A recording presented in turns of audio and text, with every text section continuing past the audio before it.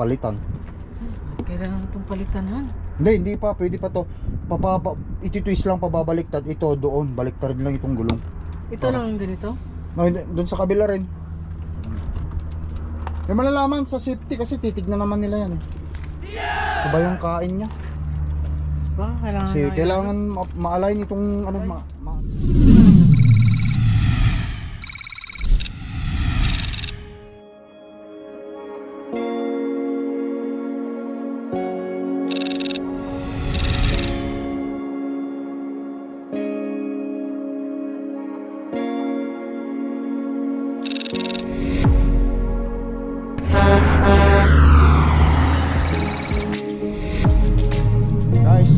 hapon.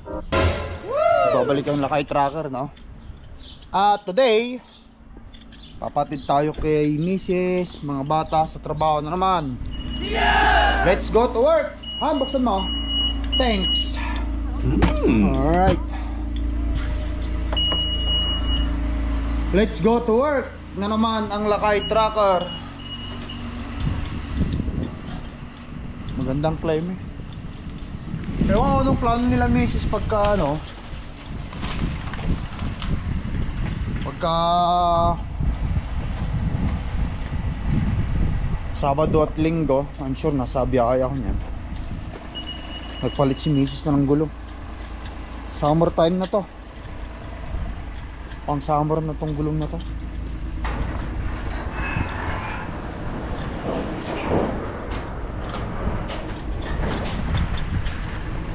Summer.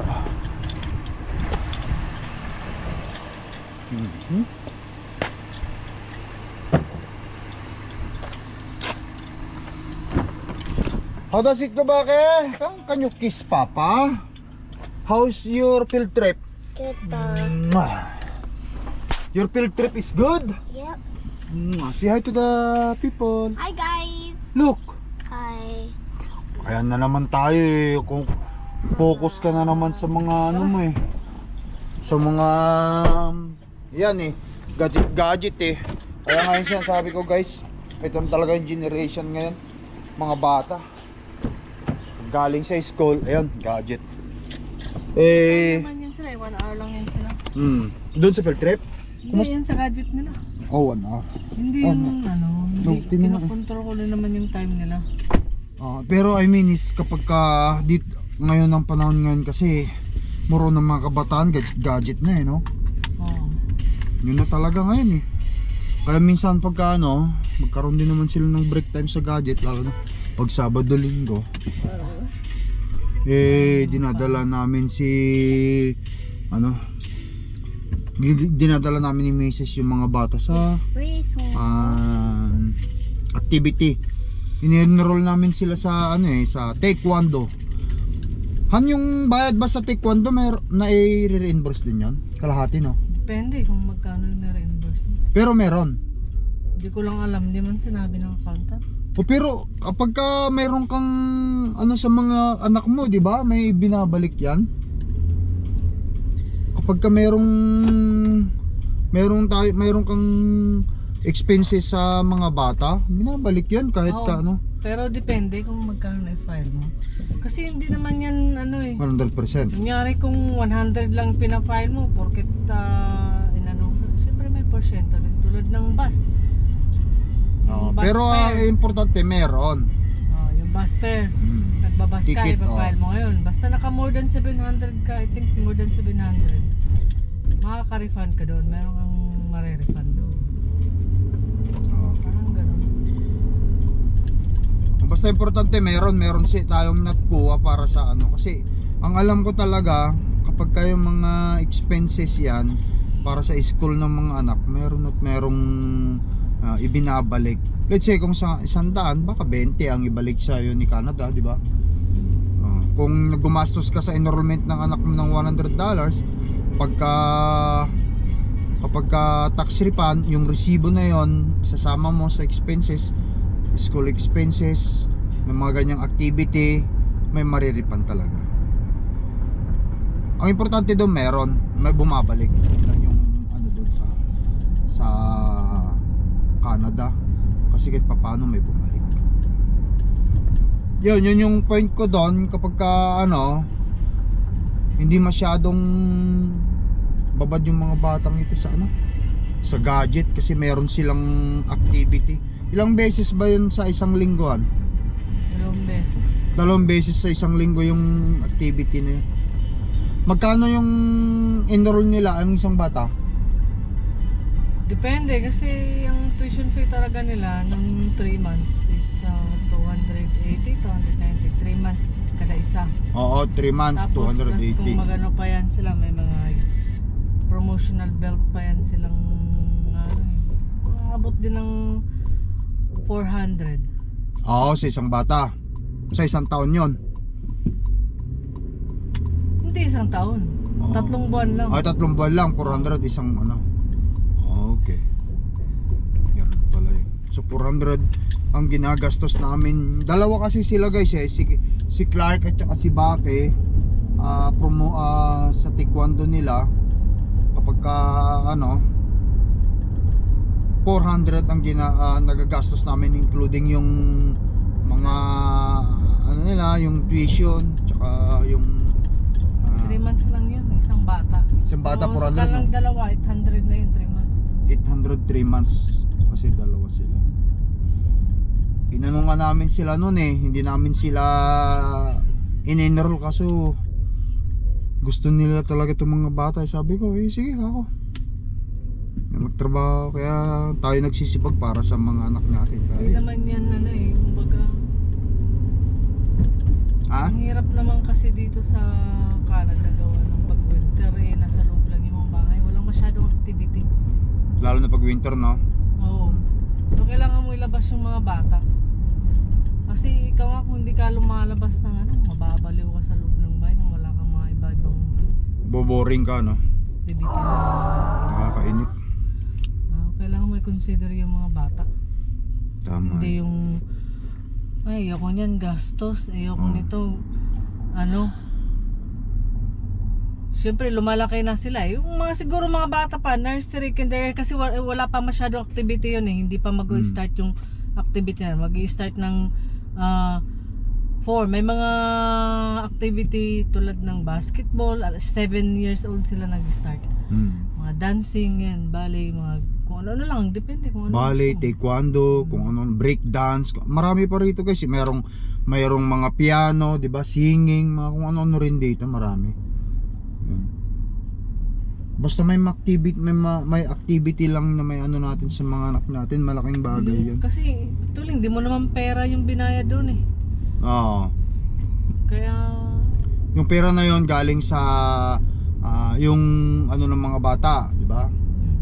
Yung monthly na binibigay ni Canada sa child tax support ng Canada, binibigay, yun, binabalik din namin sa kanila. Actually, talaga yun, pangtulong yun para pagpapalaki ng mga bata. Damit, groceries, pero tayo, since nakakabili naman tayo ng mga ganun, doon natin nilalagay sa activities nila, sa education plan, at saka sa life insurance ng mga bata. Wow! Meron na rin sila kasi nun guys. Life insurance. Okay naman kasi ang income ng truck driver, kaya kahit papaano na-afford namin ni Mrs. yung mga bagay-bagay na para sa pamilya na hindi na namin kailangan kunin pa doon sa pera na binibigay ni Canada monthly para sa mga bata. Yun yung tawag na Canada Child Tax Support. Para sa bawat pamilya rito na may anak. Yun is, yung perang yon na galing sa Canada, yung child tax support, tulong yun para sa pag-raise ng mga anak mo. Pero syempre, hindi naman namin talaga kailangan yung gastusin yun kasi truck driver nga tayo, kahit papano ma-afford natin yung mga ibang bagay. Kaya doon namin nilalagay sa kanilang mga school activity, ni-enroll namin yan. At syempre meron na rin silang RESP, which is Registered Education Savings Plans, na pumapalo na ngayon ng almost magkano na? 45 to 48,000. Tapos meron din silang life insurance na mga to maliliit, may life insurance na to mga to. Para pag lumaki itong mga anak naming ito, no, pag lumaki sila, pagpatak na ng 18 o ano, baka sakaling matapos namin yon, pag nag-18 sila, yun ang pwede namin i-gift sa kanila.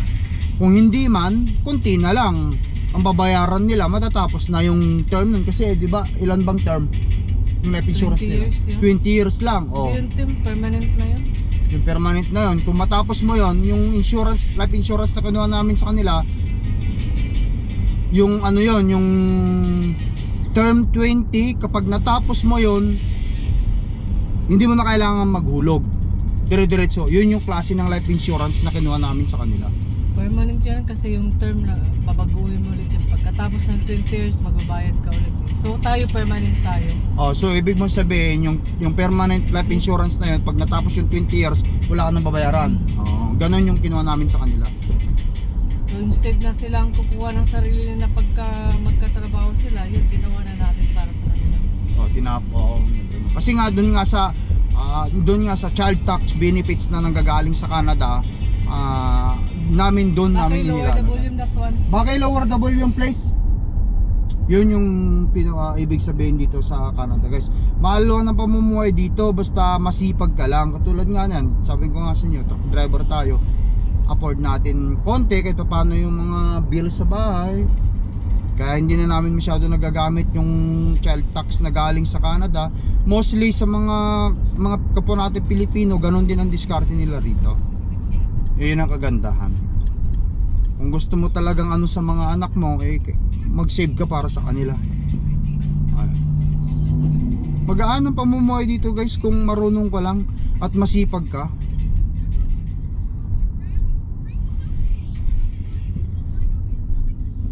Ayun lang yun.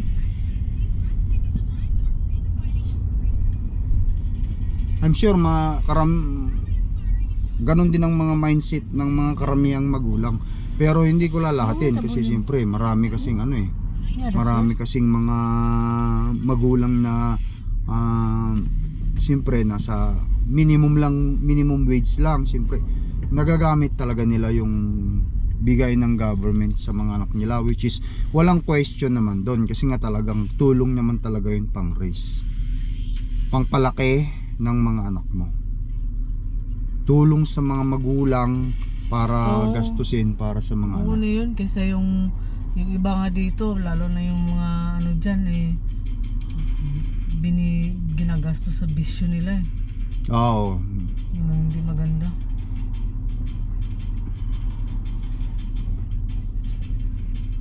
No? Oo, hindi maganda. Wala tayong magagawa yan. But anyway guys, yun lang yung sa mga bata namin. Kaya yan, eto, nagka-gadget yung mga. Did you wash your seatbelt? Yeah. Okay. Sa Ate Sinel naman, nasa school pa ba, no? Mag-alas 3 na. Ito man tama pag makabalik na sila miss dito sa ang tawag nito sa bahay. Andiyan na rin si Ate Sinel. Ayan guys, dito tayo ngayon sa McPhilip. Here. Yeah, you see the seafoods right there, yung pinamamalingkian natin.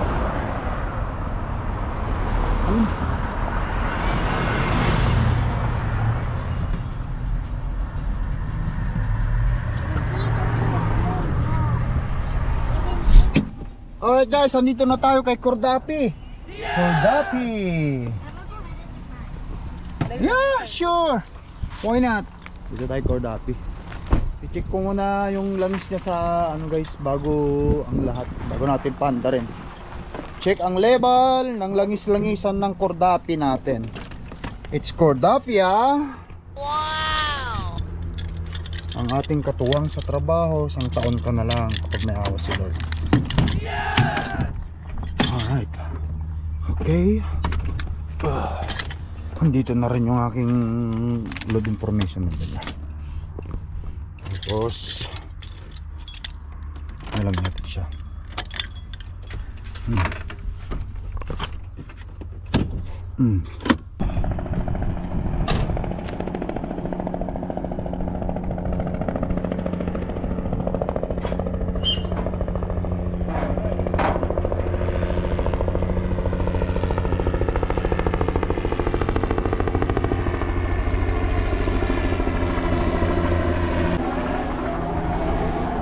Alright guys, check engine level.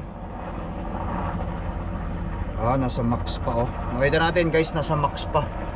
Okay pa to. May itim na pero hindi ko na ipapano ngayon kasi ano ba yun? Pecha 13 next month. June ngayon, July ang kanyang ano guys, July ang kanyang paano pa safety ko. Pag samasamahin ko ng ipagawain pa-change oil ako. Tapos ipapa-switch natin itong gulong natin kasi iba yung kain niya, nakita niyo naman.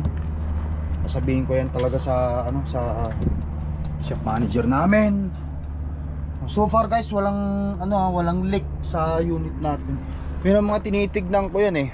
Number 1 natin tinitignan yung mga ganyang klase ng ano sa unit. Han, balita dyan. Ikutan ko lang tong truck, tong reservoir. Nasa max pa yung coolant niya. Okay pa. Marumi na oh. Kailangan ng palitan pero malapit na. Saktong sakto. Okay, so sa ilalim ano? Ano yan, filter? Oo. Hindi, magpapa-change oil tayo. Ito, ang sabi ko sa inyo, yung tabas niya hindi maganda kaya babalik ta rin yan. Hopefully hindi nila ipapaano sa akin, hindi nila ipapapalitan. Kailangan itong palitanan. Hindi pa, pwede pa to. Iti-twist lang pababaliktad. Ito doon, baliktad lang itong gulong. Ito lang ang ganito? No, doon sa kabila rin. Malalaman sa safety kasi titignan naman nila yan eh. Ito ba yung kain niya? Kasi kailangan ma-align itong ano, ma-align pero hindi pantay. ipa-align ko yan pagka ano na. Pag malapit na tayo sa wala. Pag malapit na yung ano ng truck. Alright guys.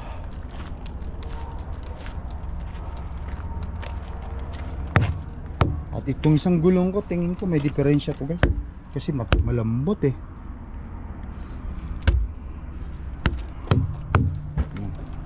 Papayos natin lahat yan sa susunod na ano. Alright.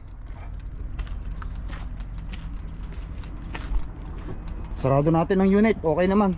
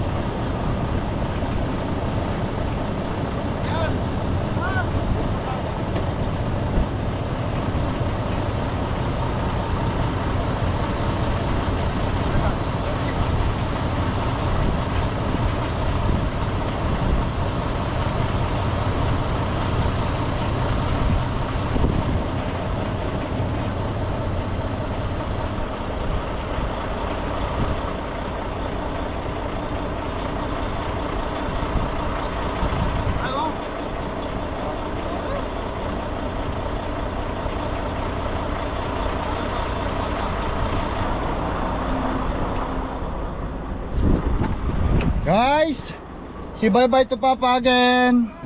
Kiss Papa. Ito yung mahirap guys. Alam ko maraming relate kapag kabibiyahe tayo. Bye bye. Yung magpaalam sa kanila. I'll be back soon, okay? Be good boy to the school, okay? Be good boy to mommy, okay? Kiss Papa. Bye bye. Bye bye. Tatatin sa tiklat. Itong mahirap dito eh kapag kayong ganito eh, magpaalam sa mga anak, sa pamilya. Bebe, kiss Papa. Bye bye. Okay, be good girl, okay? Okay. Alright, okay. Sige na.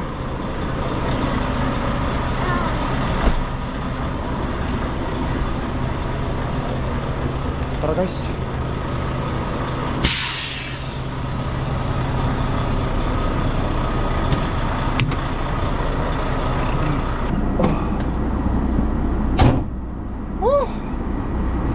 Alright. Sulat ko na naman. Okay ka lang dyan, Han?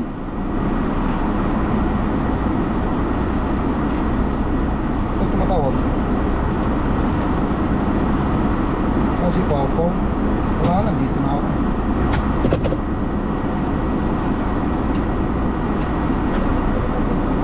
Ha?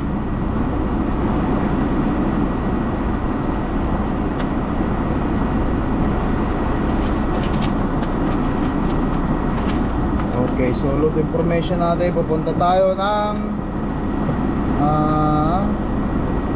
Wisconsin, guys.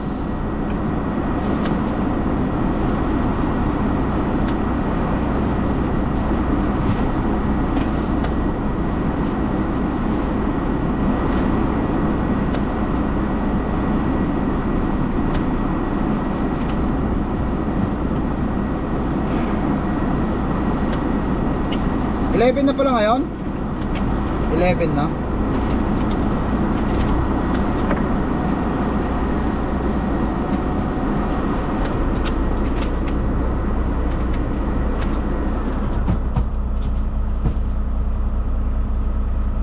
Start odometer 876583.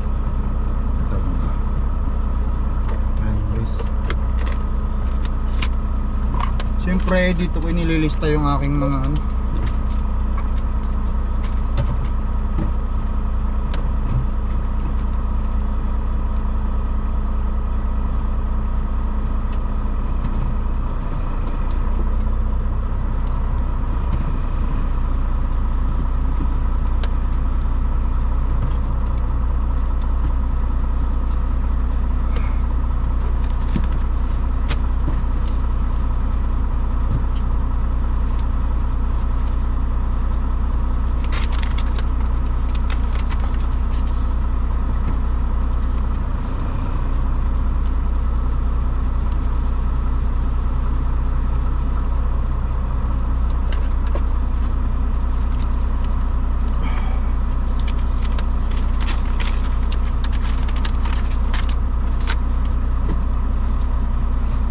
Meron tayong meat inspection bukas.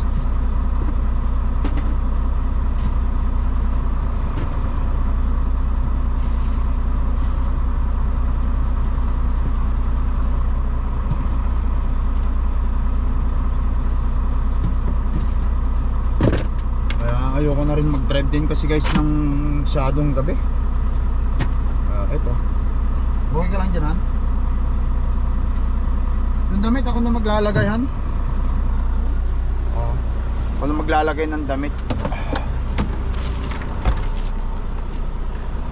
Yung itlog, kahit dyan mo na lang muna ilabas kung ano. Pero kung okay naman, okay na? Oo, kasi siya. Ito, basta ito. Sumilagay dito. Ano yan? Sarado mo na. Yung page? Okay.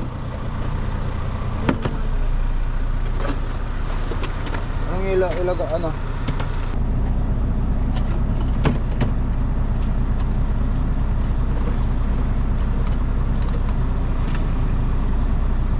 Masyado na kasing ano yung build eh. Masyado na kasing amoy pawis itong belt ko kasi siyempre pag pinagpapawisan tayo.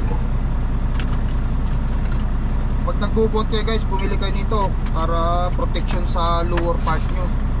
Hindi kayo pwede magbuhat na wala nito. Pero depende sa buhat nyo. Kung buhat talaga ng malakas ay ano, persahan talagang baka mamaya pumutok yung mga lower part organ ninyo kapag hindi kayo nag-belt. Tama ba? Mami, ito lang to, Han. Pumutok ang itlog mo, sabi ni Mrs. guys. Wala na. Wa naman si Mrs. niyan. Pag naputo ka ng itlog,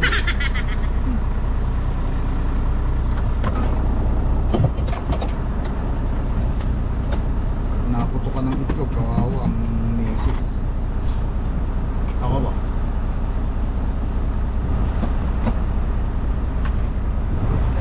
Vacuum.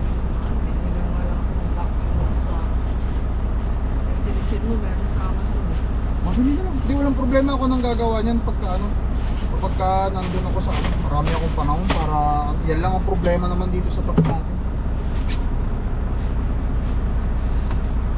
Sa loob ng truck, talagang hindi mo masyadong malilinis yung truck mo, pero ang importante organize.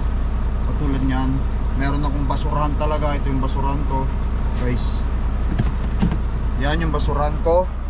Tapos nandito yung aking mga sangkaabot na mga tubig. Yan. Tapos yung tubigan ko. Ikaw na bala? Malakas talaga si Mrs. Kayang-kaya ni Mrs. magbuhat, guys. Nagbubuhat. Nag-gym to si Mrs. Parehas kami nag-gym, guys. Malakas ang katawan ng asawa ko. Kaya ano, kung i-compare natin sa iba na kaedad ni Mrs., masasabi ko malakas ang asawa ko. Kasi nagbubuhat eh.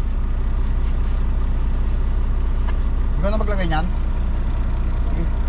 Ha? Alright guys, tapos lalaro na rin tayo. Kunti lang naman yung baon ko, di ba? Ano to? Basahan. Abasahan yan? Ito. Oo, kunin mo na ito. Tapos palitan ko na lang.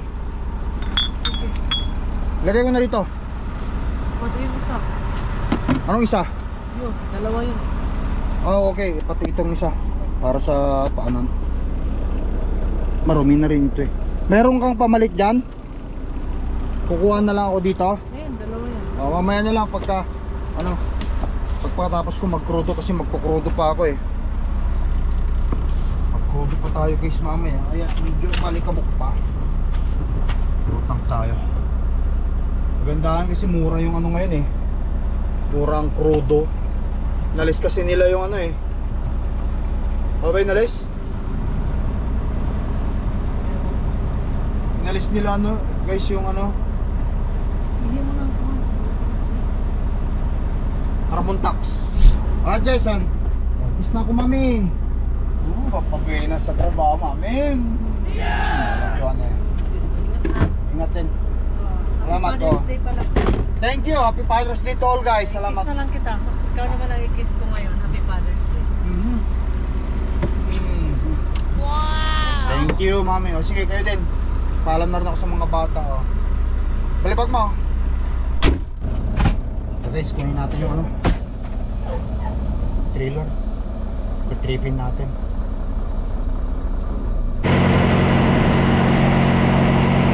Guys, gumagana ang reaper.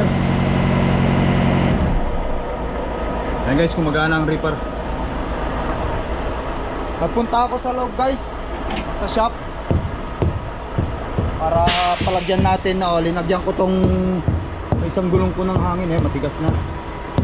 Pero naglulus ang hangin yan, nawawalan ng hangin eh. Letip natin sa loob. Sa ilalim. Naglagay din ako ng lube dyan sa ano natin, sa fifth wheel, para naman madulas-dulas. Trabawin natin, ayusin natin yung trabaho natin. Pagkantak tayo ng maayos na pre-trip inspection dito sa unit natin, para wala tayong maging problema. Make sure properly lock around that apron plate, yung kingpin. Okay, ilaw sa unit. Oh, lahat mayroong ilaw. Tripod, pwede pa yan. Paala na mamaya kung dadagdagan ko pa. Okay. Nakadam siya, right. Para mag-supply ng hangin dun sa ano.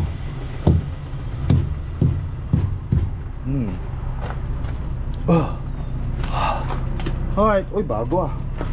Bago ito. New. Yung kanyang brake chamber. Lalagay lang to. Ito bago-bago, ito yung may kalawang na. Okay. Ay, ito mga gusto ko. Talagang maayos oh. Hindi siya nag-rub. Tatlo pala, tatlong bago. 1, 2, 3. Tatlo yung bagong brake chamber. Ito lang yung luma. Alright. Mag-flap. Ayos.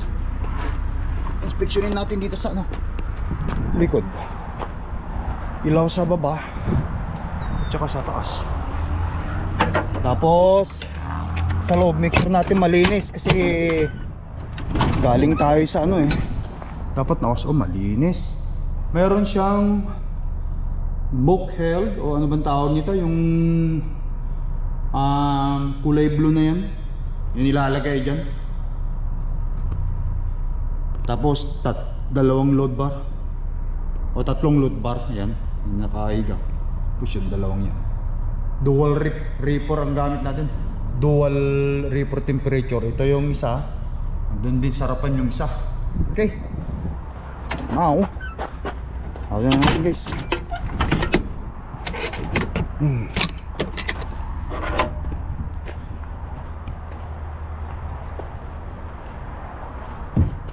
Bago yung mga gulong. Nakausap ko yung shop manager. Yung isa nga hindi magandang tabas ng yung drive tire natin, hindi magandang tabas, kaya ipapabook na lang namin ng alignment.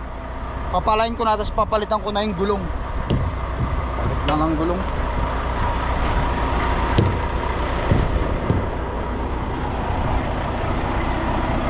Ito yung sinasabi ko, hindi magandang tabas kaya magpapalit ako ng gulong. Sabi niya isa lang pwede na, pero sabi ko dalawang gulong ang papapalitan ko dyan, kasi hindi maganda yung hindi maganda naman kung yung isa ay mataas pa, yung isa hindi. Yung isa pwede pang gamitin, ang mangyayari spare tire na lang kung sakali man. Alright guys, ayan, tapos na.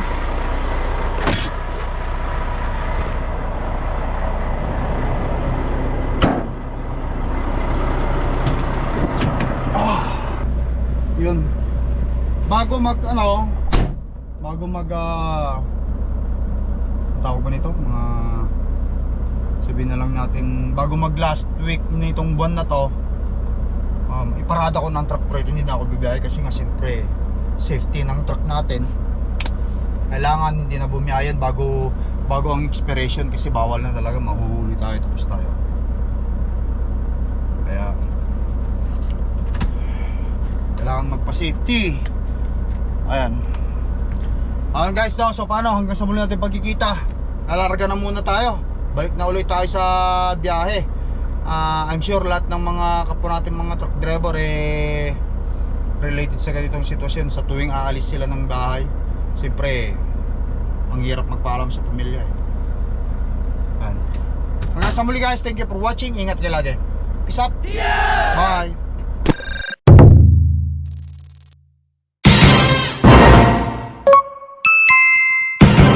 Lakai Trucker.